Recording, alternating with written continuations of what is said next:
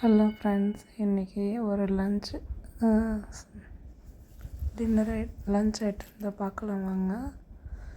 என்ன பண்ணலாம்னா, ஒரு கடாயை எண்ணெய் போட்டுக்கணும். கடலை பருப்பு வெங்காயம் கடுகு சீரகம் போட்டுக்கணும், நல்லா வறுத்துக்கணும்.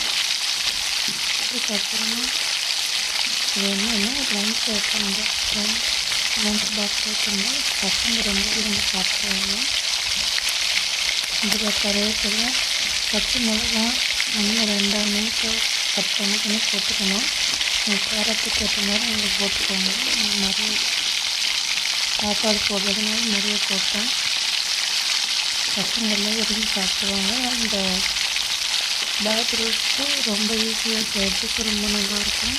கொஞ்சமாக மஞ்சள் தூள், கொஞ்சமாக சால்ட்டு போட்டுக்கணும். இந்த பச்சை மிளகாவை வெங்காயம் சால்ட்டு போட்டுக்கணும். எண்ணெயில் ஒட்டதுனால சால்ட்டு போட்டுக்கணும். பச்சை மிளகா சாப்பிட்றதுக்கு நல்லாயிருக்கும்.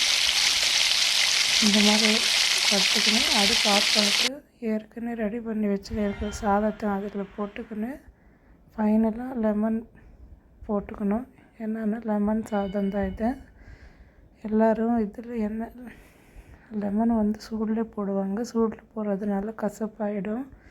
அந்த மாதிரி ஆயிடுச்சுன்னா பாய்சன் மாதிரி ஆன மாதிரி அது சாப்பிடக்கூடாது. இந்த மாதிரி சாதத்தில் லாஸ்ட்டில் தான் லெமன் போட்டுக்கணும். சாப்பாடு நல்லா கலரி விட்டுக்கணும்.